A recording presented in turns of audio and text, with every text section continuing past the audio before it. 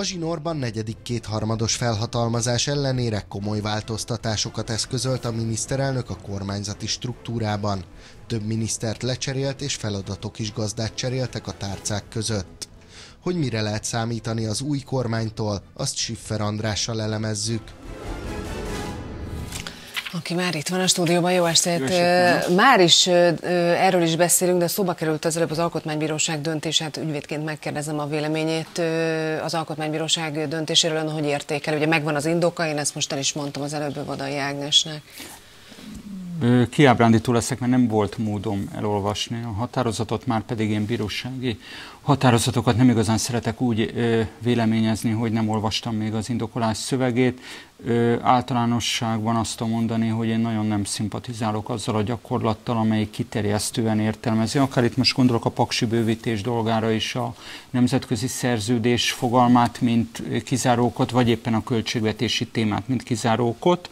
Tehát az iránya nekem nyilvánvalóan nem tetszik, bár azért azt hozzáteszem, hogy nagyon jól emlékszem, hogy 2007-ben az akkori kormánytöbbség milyen hisztériát csapott akkor, amikor az Alkotmánybíróság átengedte a szociális népszavazás kérdéseit, akkor a hisztériát csaptak, hogy ez Bihari Mihály és Kukoreli István alkotmánybírói helyébe került. No, akkor eredeti témák, ugye nem beszéltük meg, hogy erről is kérdezni fogom. Kormánynévsor és kormányzati struktúra. Azt szokták mondani a politikai elemzők, és múlt hét óta sokszor beszéltünk már itt erről, hogy már abból, hogy állnak össze a minisztériumok, hogyan áll össze az egész kormányzati struktúra, nagyon sok mindenre lehet következtetni a működésről. A mostaniban is történtek változások. Ön mit lát az egész struktúrából először a minisztériumok sorából? Hát folytatódik az a tendencia, ami már 18 és 22 között is egészen unikálissá tette Magyarországot. Tehát állítom, hogy szerintem a világtörténelemben még ilyen kormányzati struktúra nem volt, mint ami az elmúlt években Magyarországon kiépült, tehát ahol a belügyminiszter vezényli a katonákat kórházakba, és a felsőoktatás és a közlekedéspolitika egyazon tárcánál van. Ez a tendencia folytatódik tovább. Nem igazán az a kérdés, hogy most minek van önálló tárcája, és minek nincsen. A súlypont a lényeges. És a súlypont, hogyha ahhoz személyeket rendelünk, nagyon szépen kiviláglik, tehát, hogy a fókuszában a kormányzati filozófiának alapvetően a felhalmozó állam, a felhalmozó burzsóázia áll. Most még inkább? Hát most még inkább, tehát meg kell nézni, hogy milyen személyeket és milyen súlypontú tárcákat kapnak ezek az új belépő személyek. Teljesen egyértelmű, hogy akkor, amikor valóban van egy válságokkal övezett szituáció Magyarország körül, akkor Orbán Viktor az erős politikai hatalom biztosítékát az erős, ő neki alárendelt úgynevezett nemzeti burzsóáziába látja. Hosszú távon az országnak az a tragédiája, hogy ezekhez a feltőkésített csoportokhoz semmiféle innováció nem tapad.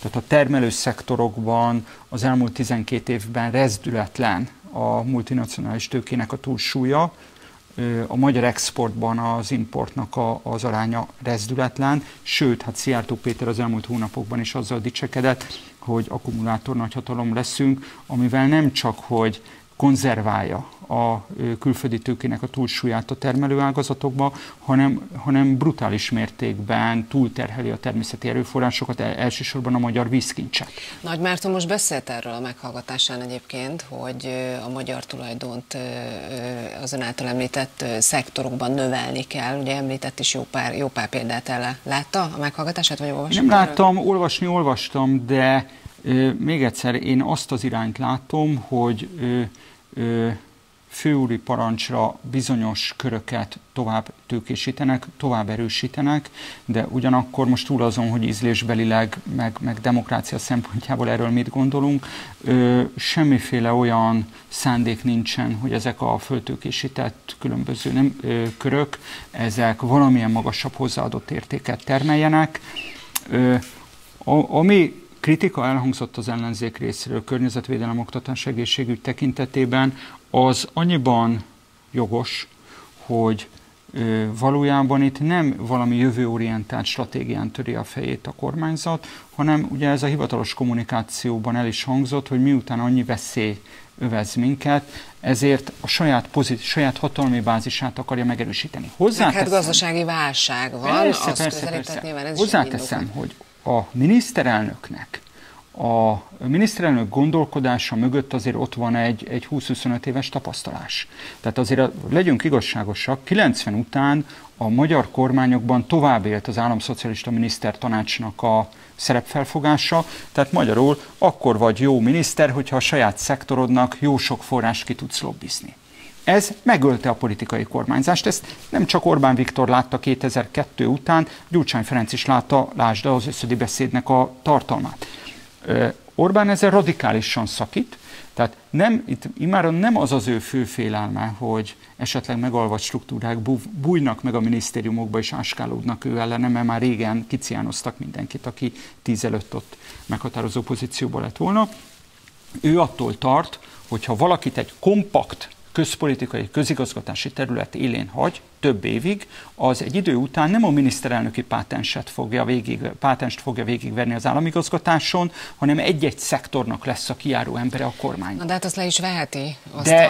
Én azt tudom mondani, hogy amit oly sokszor, hogy van egy egyébként helyén való diagnózisa a miniszterelnöknek, ugyanakkor a terápiát túladagolja, és ebbe a túladagolt terápiában az első számú vesztesek azok az ágazatok lesznek, amiken egyébként az ország jövője, a hazai erőforrások jövője. De akkor miért helyén való ez a diagnózis? Mert ez a diagnózis annyiban helyén való, hogyha a minisztériumok vagy a miniszteri szerepfelfogás arról szól, hogy a magam szektorának hogyan tudok jobb pozíciót kiharcolni, hogyan tudok több forrást kiharcolni, az pont nem arról szól, hogy valamilyen felismerhető politikát érvényesítsen egy megválasztott kormány. Nem arról szól, bocsánat, hogy közvágok, hogy azért nem az egészségügy, azért nem az oktatás, és azért nem ebbe fektet a kormány, mert mondjuk az a választást nyerni sokak szerint nem igazán lehet. Hát nyilvánvalóan ez is benne van, ugye, ahogy szokták mondani, hogy a miniszterelnök döntései mögött általában több indok van. Ez is benne van, az is benne van, hogy be akarja emelni azokat a szereplőket a kormányzatba, főleg egy ilyen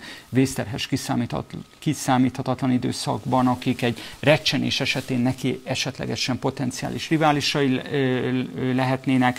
Benne van az is, hogy versenyeztetni szereti az alatta lévő szereplőket. Ezek mind benne vannak. Ez most nagyon benne van? Gondolok itt nem tudom, hogy kicsit vagy nagyon, de benne van. Tehát nyilvánvalóan, hogyha... Rogán Antal, Lázár János, azért visszajöttek régi tehát itt most nem fantáziálni kell, volt egy ilyen recsenés közeli állapot 14-15 fordulóján. A külső körülmények miatt ennek az esélye azért megvan most is.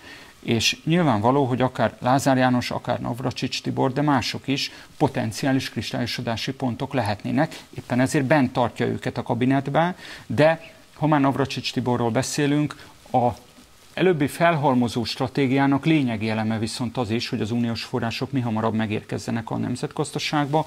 De ez Navracsics Tiboron múlik? Hát nyilvánvalóan nem rajta múlik egyedül, de az nem csak, hogy nem egyszerűen egy barátságos üzenetről van szó az Unió felé, hogy Navracsicsot küldik oda, hanem Navracsics Tibor nagyon pontosan ismeri azért a bizottsági apparátusnak, nem csak az észjárását, a nyelvezetét is, tehát lehet, hogy vele azért egyel több esélye van a kormánynak jól alkudni, mint más. Igen, és hát mellett azért ott van Varga Judit és Szijjártó Péter, mert hogy uniós ügyek oda is tartoznak. Ez meg annak a játéknak a része, hogy senkinek ne legyen egy kompakt portfóliója, és lehetőleg versenyeztesse is a szereplőket. Schäfer András, köszönöm, hogy itt volt velem. Önöknek is köszönöm a figyelmet kollégáim nevében is. Most jön az 500 Egonnal, maradjanak az ATV-vel. Holnap este újra várom Önöket, viszontlátásra!